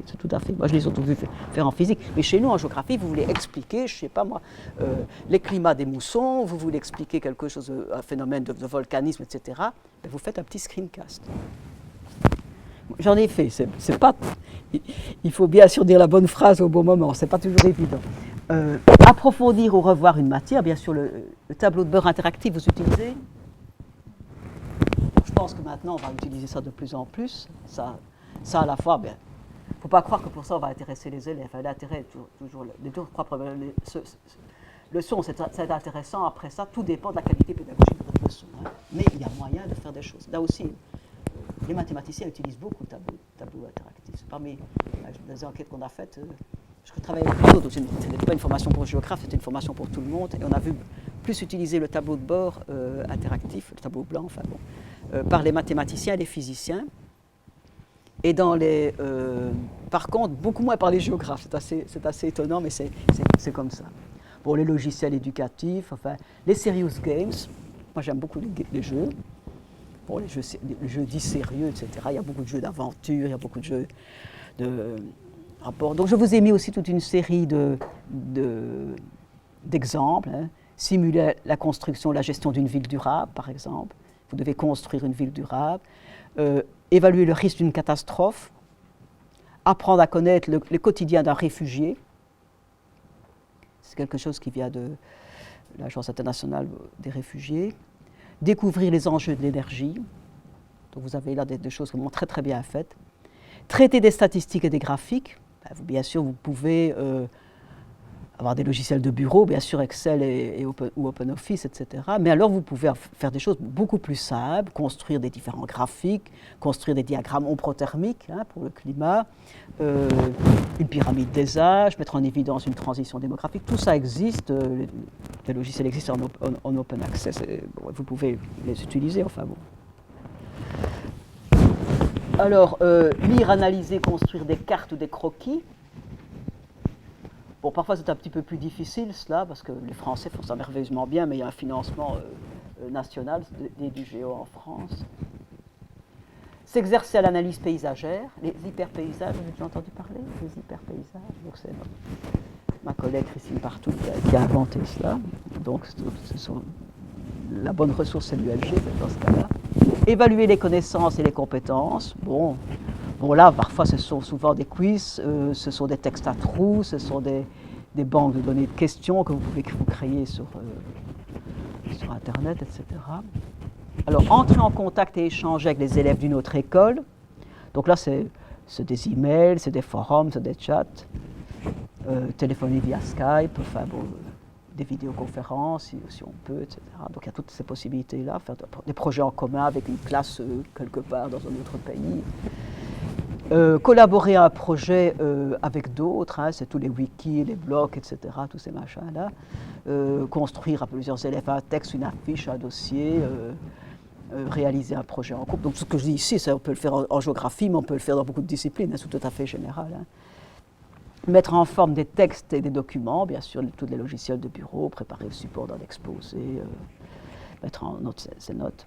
Et publier sur un blog, par exemple, ou le journal de l'école, enfin tout ce que l'on veut, etc. Donc il y a énormément de possibilités, hein, donc je pense qu'il y a vraiment toutes les possibilités. Alors on termine, ça va être bon. Voilà, l'analyse très réaliste que je fais de la situation de la géographie aujourd'hui.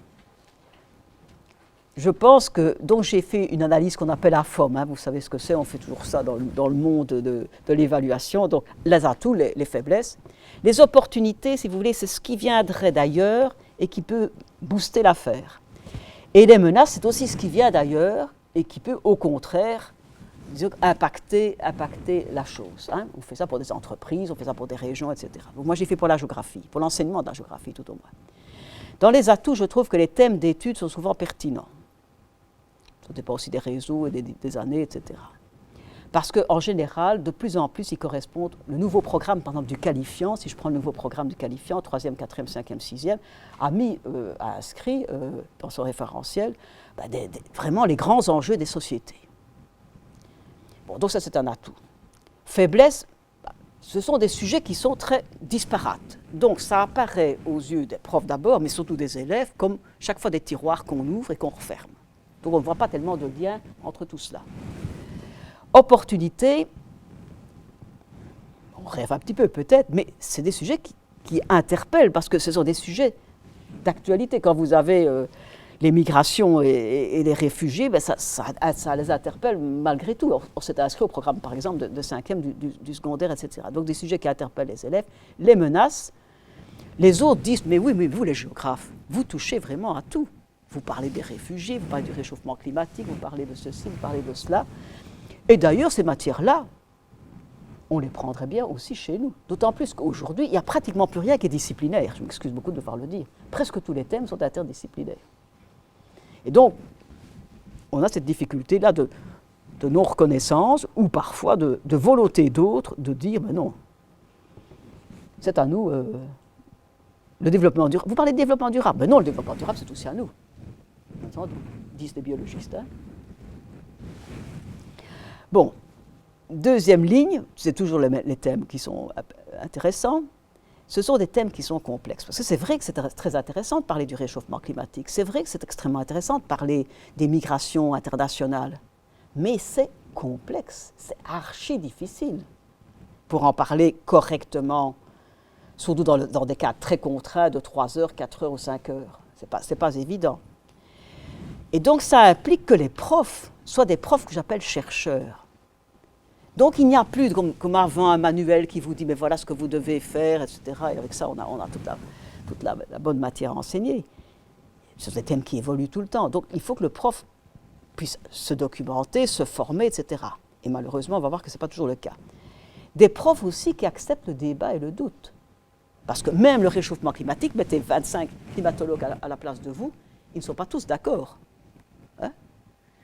Alors, dire aux élèves, oui, mais là, il y a des doutes sur ceci, accepter le débat sur certaines choses, ce n'est pas blanc ou noir. Alors, opportunité, ça se prête merveilleusement bien à l'interdisciplinarité, c'est une certitude. Les thèmes généralement inscrits dans le programme de Géo.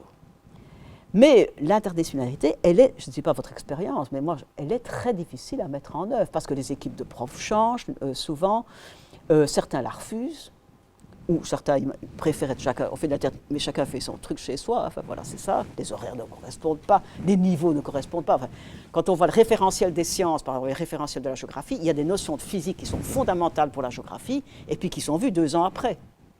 Si vous n'avez pas vu les pressions, etc., comment voulez-vous parler de pas mal de phénomènes climatiques? Alors on vous dit, vous devez faire l'Asie-des-Mousson en 3e, et puis les pressions, on va les voir en 5e, enfin, des choses de ce genre. Donc on n'arrive même pas à mettre les référentiels en concordance. Et trop peu d'enseignants qui sont bien formés. Ça, moi, je pense qu'on a un très gros problème de formation des enseignants. Alors, 3e ligne, apprentissage nécessitant du temps. Si on veut apprendre ces matières, si on veut que les élèves découvrent un certain nombre de choses à partir des outils qu'on leur donne, si on veut qu'on mette en place des démarches, ça prend du temps. Et vous avez très peu d'heures. Dans l'enseignement de la communauté française, en 3e, à partir de la 3e, il y a 1 heure de géosemaine, donc ça fait 22 heures année. Qu'est-ce qu'on fait avec 22 heures, 22 fois 45 minutes, plus toutes les heures qui tombent parce qu'il y a plein de choses, etc. Alors, opportunité, c'est bien entendu que l'homme, monsieur, madame, tout le monde, aura besoin d'avoir tout au moins un éclairage sur ces questions, puisque ce sont des questions fondamentales pour nos sociétés, etc. Mais d'un autre côté, les menaces, c'est que certains disent, ce cours-là, est-ce qu'il est vraiment utile, est-ce qu'on ne le supprimerait pas, ou on ne réduirait pas ces heures. Je ne sais pas comment on peut réduire quand on a 1 heure. Quand on a 1 heure, quand on réduit, ça fait 0. Hein. Je ne pense pas qu'il y a d'autres possibilités. 1 heure tous les 15 jours, comme ça existait dans l'enseignement qualifiant. 1 heure tous les 15 jours.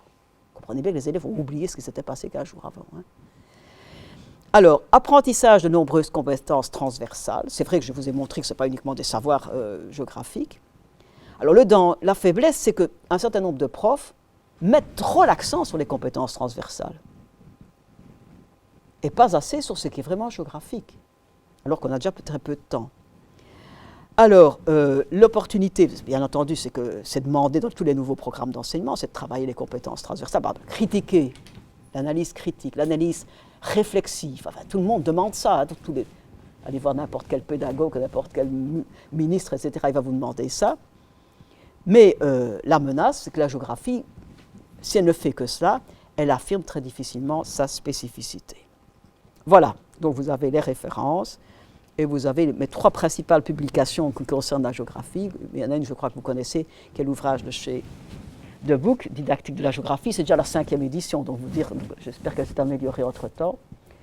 Donc j'avais fait aussi quelque chose dont je suis finalement assez contente au total, qui a été publié 2 fois, mais depuis 2002, il n'a pas été republié, mais il se vend très bien, d'après les purs en France. Mais je pourrais quand même un petit peu le corriger, je crois que je vais le reproposer une fois. Et alors là, le dernier, c'est la dernière publication qui va sortir la semaine prochaine, c'est former mes élèves à l'aménagement du territoire.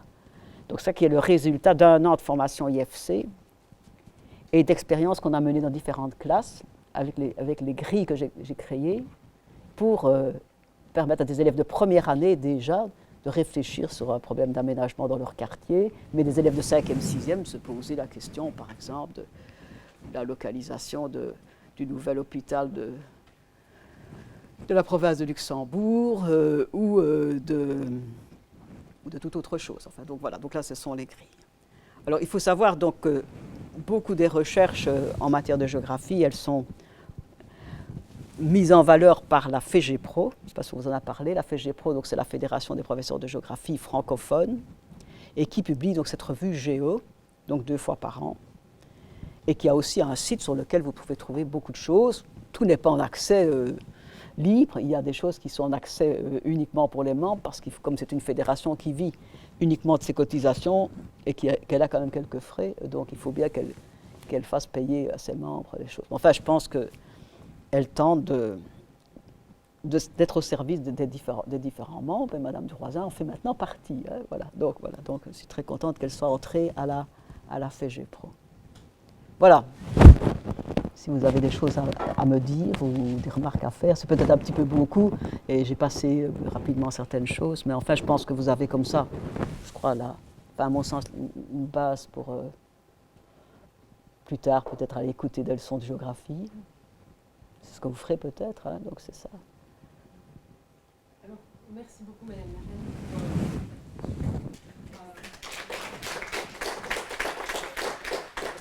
Vous commenciez par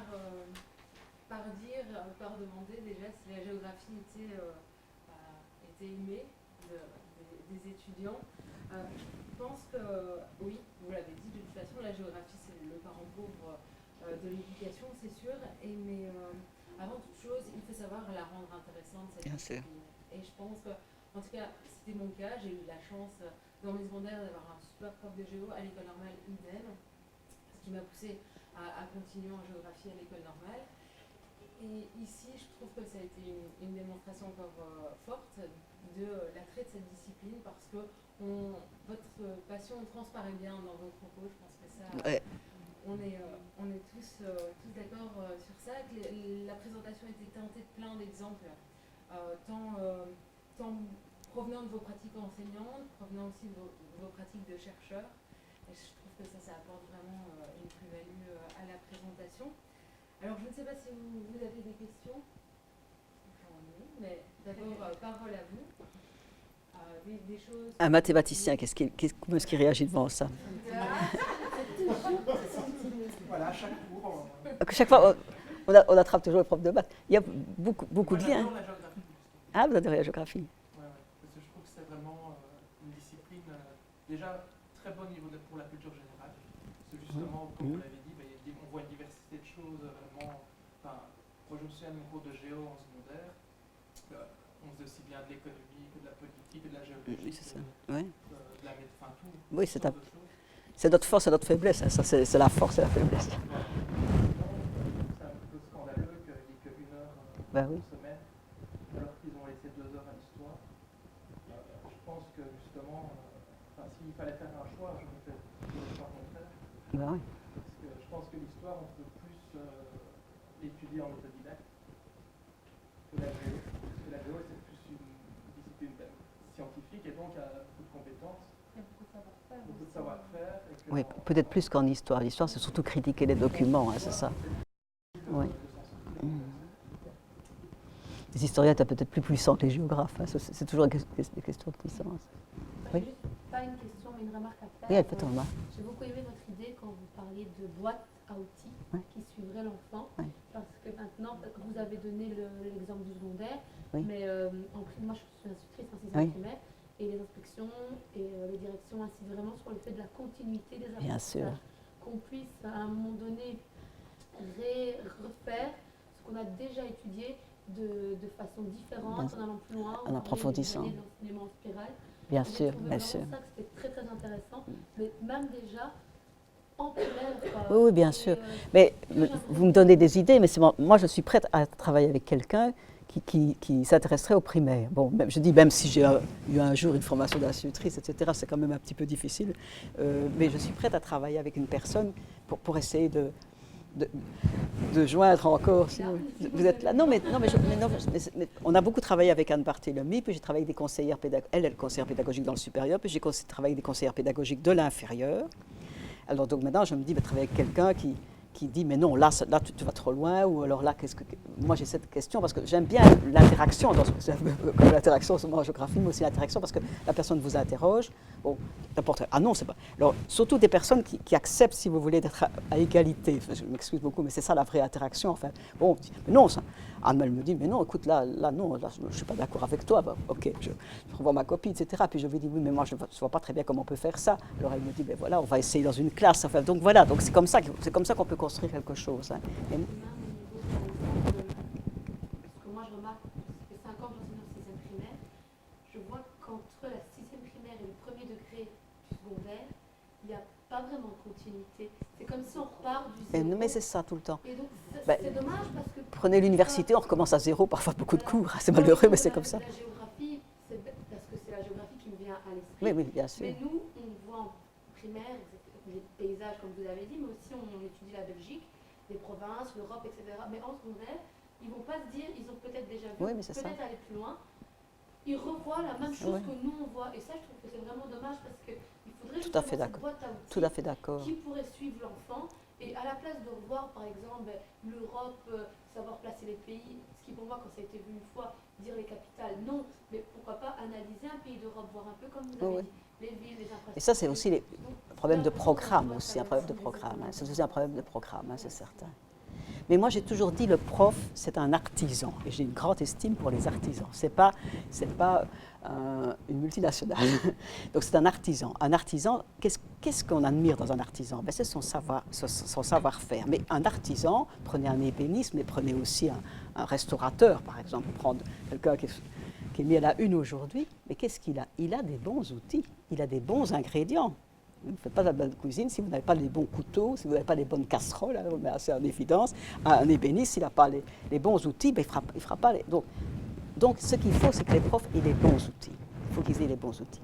Et les élèves, s'ils veulent pratiquer, et moi j'ai toujours dit, ben, nous, on fournit la boîte à outils. Et le prof, avec la boîte à outils, il fait des choses différentes en fonction de ses élèves. Moi, je veux qu'il y ait une liberté à l'enseignant. Je trouve que c'est important que les enseignants aient cette liberté. Mais une liberté, j'allais dire, quand même relativement contrainte. Ils doivent utiliser leur boîte à outils et ils savent d'où ils partent et ils doivent arriver. Voilà, je crois que c'est ça que voilà. Et maintenant, vous y arrivez par différents chemins.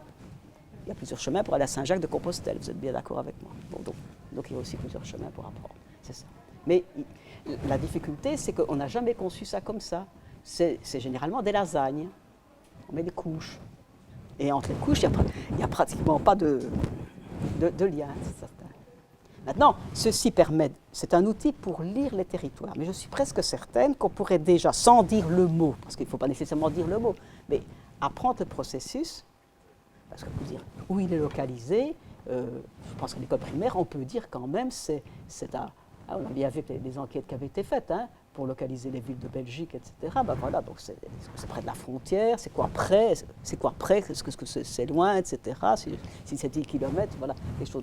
Dire 10 km à 6e primaire, c'est quand même pas impossible. Donc, le problème de localisation, le problème du milieu naturel, on l'évoque quand même déjà. Bon, les voisins, c'est pas trop compliqué non plus. Bon, le passé, on évoque le passé, ben, je veux dire, donc les quatre qui sont déjà autour, vous les voyez. Bon, habiter, ben, vous voyez déjà, ben, on peut dire, mais peut-être que là, on pourrait en dire, j'entre par le paysage, par exemple, plutôt que d'entrer par une carte. On peut aussi imaginer qu'on entre par des entrées différentes. J'y ai pensé aussi, c'est que je n'ai pas mis là-dedans les entrées possibles. Comment est-ce qu'on entre dans un territoire? Comment est-ce qu'on entre dans une étude d'un territoire? Par quoi est-ce qu'on y entre? Par une question d'actualité, par un problème. Mais toutes les entrées sont possibles, hein, par une carte, par une image, enfin bon, voilà, donc par une vidéo, enfin je ne sais pas, tout ce que vous voulez. Ah oui, mais moi je pense que, je sais que je peste un petit peu, parce que je me dis c'est si intéressant, bon, moi j'aimais bien tout, et j'ai manqué d'être prof de maths d'ailleurs, mais pour vous dire, parce que j'ai hésité entre les maths et la géo, donc voilà, donc c'était les deux branches que j'aimais vraiment bien les maths, parce que j'aimais bien cette logique des maths, enfin je trouve que c'était vraiment merveilleux. Mais Mais je veux dire, le malheur, c'est que les gens, ils ne trouvent pas ça intéressant. Mais pourquoi? Parce qu'ils n'ont pas été intéressés quand ils étaient à formation. Vous avez peut-être eu un bon prof de géo, vous avez peut-être... bon, en général, le prof, il est déterminant là-dedans. Le prof, il est déterminant. Mais moi, je vois bien aux formations, sans rien vous révéler, il y a des profs qui sont là, je me dis, mon Dieu, ils doivent démoraliser tout le monde. Vous essayez de retrouver des petits trucs, enfin... Je leur ai montré un petit machin pour voir la mobilité, par exemple. Que mon collègue suisse m'avait refilé, mais en fait c'était vraiment très intéressant. On partait de l'idée, combien de kilomètres faites-vous de trajets simples tous les jours? 20 kilomètres, donc 40 kilomètres par jour. Combien de jours sur une année? 235, on multipliait. Combien de temps votre carrière? 40-50 ans de carrière? Combien de kilomètres avez-vous fait? Et on comparait ça au rayon de la Terre, ou au diamètre de la Terre, etc. Et des gens font 4 fois et demi le tour de la Terre, rien qu'en allant travaillant tous les jours. Et voilà, la mobilité, c'est ça. Voilà. Donc, vous voyez, des petits trucs comme ça. J'essaie de retrouver des petits trucs comme ça. Bon, voilà, bon. Par exemple, on avait fait, aux formations, j'essaie toujours de trouver des choses. Je me casse vraiment la tête pour trouver des choses très bon, c'était une au moment de la Saint-Valentin. Alors, j'avais dit, pourquoi est-ce qu'on achète, d'où viennent les roses qu'on achète à la Saint-Valentin? On a fait toute la mondialisation avec ça. Mais il faut avoir un peu d'imagination. On est d'accord, il faut de l'imagination, il faut peut-être des bons documents, etc. Je disais avec une petite caricature. Hein, on voit un gars qui a une baguette de pain, etc. Puis à côté de ça, il y a un réservoir à essence, etc. Alors c'est manger ou conduire. Hein, des agrocarburants, manger ou conduire. Voilà. Voilà. Mais moi, je peux vous faire une leçon à partir de ça. Hein. Donc il y a des caricaturistes qui est parvenu à cerner la quintessence de l'affaire. Donc il y a, pas toutes les leçons avec une caricature, pas toutes les leçons avec une carte, etc. Je crois qu'il faut aussi varier les plaisirs. Enfin, voilà.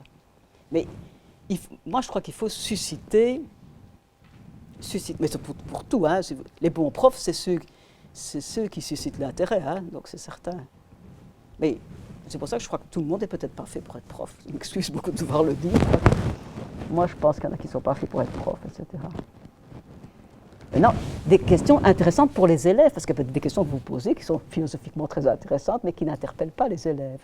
Ah, donc voilà, c'est ça. Alors, quand j'avais un prof, on faisait nourrir le monde toujours, etc. Alors elle me dit, moi je vais faire l'agriculture dans le Condro. Ben, je dis oui, et ça intéresse les élèves l'agriculture. Bon, d'accord, l'enseignant dit non, je veux bien, mais ça intéresse les élèves l'agriculture dans le Condro. Moi, ça ne m'intéresserait pas du tout, je m'en fous pas mal du Condro, de l'agriculture, etc. Et alors, c'était juste après les camions de lait là, qu'on avait renversés dans les champs. Mais je dis, on va partir des camions de lait. Pourquoi est-ce que les agriculteurs ont renversé les camions de lait dans les champs? Il faut dire que c'est spectaculaire, les vidéos que vous avez. Ah oui, du lait. Ah oui, et la vache, ça produit combien de litres de lait par an? Mais des trucs comme ça. Personne ne sait combien de litres de lait une vache produit par an, hein, je vous signale. Bon, et alors, bon, et le lait, quand il est produit, qui l'achète? Pourquoi est-ce qu'il y a beaucoup d'élevage laitier au Condro, etc. Ben, on avait fait tout le Condro, hein. Mais il faut trouver l'accroche, comme dirait. Mais l'accroche, la phase d'accroche, moi je crois que c'est ça. Exactement la situation mobilisatrice. Oui, voilà, oui. On l'appelle parfois de façon plus élégante que la phase d'accroche. Mais non, mais c'est parce que de toute façon, pendant tout votre exposé, je pense, tous les concepts en tout cas qu'on a pu travailler juste avant et pendant les cours précédents ont pris sens. Véritablement, pendant l'exposé, on a parlé de transposition, vous avez parlé de transposition didactique. Oui. Voilà, j'ai quand même lu un petit peu les pédagogues. J'ai quand même un petit peu lu. Non, mais je veux dire, tout normalement doit prendre sens pour vous aujourd'hui. J'ai bien aimé aussi l'approche micro, méso. Oui, parce que c'est plus facile, moi je dis. Comme les économistes, ils disent aussi ça. Même en climatologie, on dit microclimatologie, mésoclimatologie et macroclimatologie. Donc on le dit aussi dans certaines disciplines. Parce que commencer à dire, ah non, c'est une grande échelle, c'est une petite échelle. Ne nous battons pas pour des choses comme ça. L'essentiel, c'est de savoir lire l'échelle d'une carte. Ça, c'est important. Ça, je trouve, c'est fondamental. Les distances entre les choses. Hein. Ah, c'est tout près. Ah, c'est tout près, le Brésil. Ah, c'est tout près, vous savez, c'est tout près. Vous avez déjà vu la distance à la côte? 1000 km. 1000 km, c'est Liège-Cannes, ou la Côte d'Azur. 1000 km. Ah oui, c'est pas si près que ça quand même. Voilà. Donc voilà, les distances, moi je trouve que c'est très important d'avoir les notions de distance. Et là, de nouveau, c'est près, loin, etc. Ça, c'est relatif. Hein. Donc, en comparant, etc. Parce que dans un art classe, toutes les cartes sont au même format. Donc vous avez un Brésil au même format que la Russie, au même format que la Belgique, que le Grand-Duché de Luxembourg. Donc les élèves ne réalisent pas du tout que pour traverser même les États-Unis, pendant très longtemps j'ai utilisé le rétroprojecteur, si vous savez ce que c'était. Et on découpait les pays, on mettait les pays, et on mettait, je dis, la Russie c'est grand comme quoi? Les États-Unis, on mettait les États-Unis dessus. Ah non, qu'est-ce qu'on mettrait encore bien? Vous voyez, donc, pour avoir les tailles des pays. Et ça, je trouve qu'on peut déjà faire à l'école primaire, pratiquement, ce genre de choses-là. Bon, les distances, il ne faut pas attendre le degré supérieur. Et ça, ce sont des choses qui seront acquises pour après, hein, et qui seront peut-être bien utiles. Voilà, c'est ça. Donc, il y a plein de choses qu'on peut faire avant. Et pour ça, généralement, on coupe. Maintenant, bien sûr, vous me direz qu'il y a des socles de compétences, mais malgré les socles de compétences, vous me dites quand même qu'il y a un hiatus entre la 6e primaire et la première et la 2e du secondaire. Théoriquement, ça ne devrait pas exister, puisque c'est les mêmes socles qu'au travail. Bon, mais alors souvent, c'est des profs qui ne sont pas de la même formation. Un instituteur ne parle pas nécessairement avec un ASI, qui ne parle pas nécessairement avec un ASS, hein, donc c'est certain. Donc l'idée, quand j'ai fait le recyclage, je veux chaque fois qu'un prof de l'inférieur travaille avec un du supérieur, mais ils n'ont pas envie, hein. La semaine passée, il y en a quand même un du supérieur qui a travaillé avec le professeur de l'inférieur. Non, ils veulent travailler ensemble, le supérieur, ensemble, l'inférieur, etc. Disant c'est différent. Pas facile tous les jours. Ah oui, de descendre, bien entendu. Bien entendu. Il n'y a pas de lien, quoi. C'est au contraire, non, il faudra avoir justement une continuité. Pas que les élèves se lassent, parce que finalement, on se lasse. Hein, bien entendu. Province, etc. Il y a plein de choses, hein. Moi, j'allais voir des leçons en 2e du secondaire, ou 1er du secondaire sur l'urbanisation, puis je voyais en 5e du secondaire, et je me disais, mais qu'est-ce qu'ils ont appris entre-temps? Rien. On leur parle des villes dans les deux cas, on me dit la même chose, des quartiers des villes. Il y a pas, comme s'ils n'avaient rien passé depuis qu'ils avaient 12 ans, et puis ils avaient 17 ans. Il n'y avait rien passé. Il n'y avait pas de savoir en plus. Si, peut-être factuel, hein, mais il n'y avait pas de connaissances réelles en plus. Et là, je crois qu'il faut vraiment faire un gros travail sur les programmes, enfin, il me semble, enfin. Et avoir les bons outils. Je ne sais pas s'ils ont dans toutes les disciplines, peut-être, mais enfin, chez nous, c'est tout à fait évident.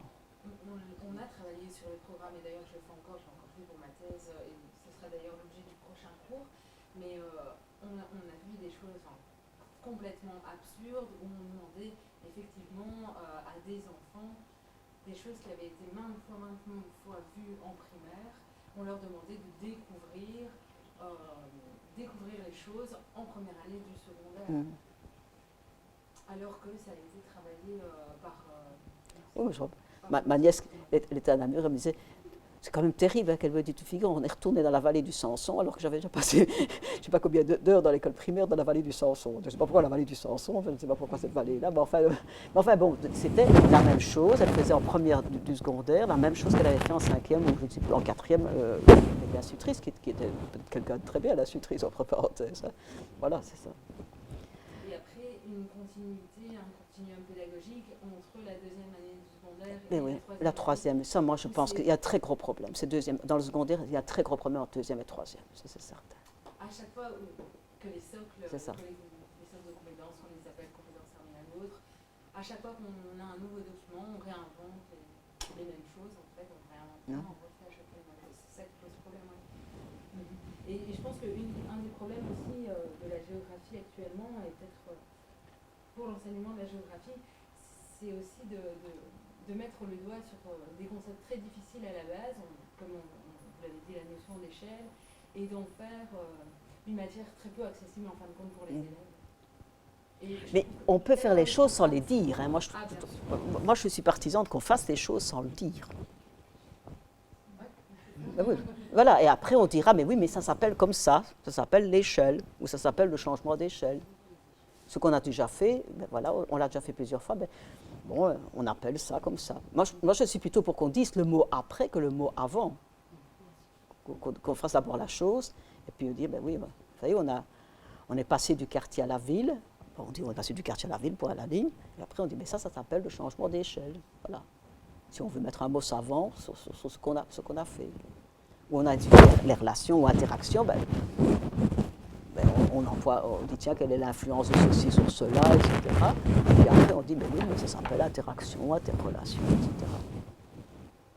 Vous avez fait la même chose en situation didactique.